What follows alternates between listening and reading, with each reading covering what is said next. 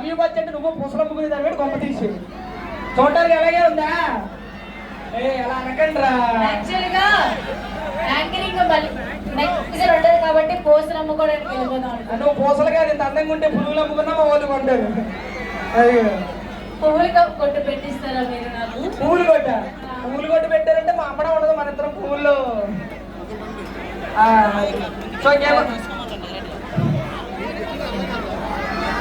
అన్నా ఆ టప్పర్ల మీదకి జనాలు ఎక్కుతున్నారంట.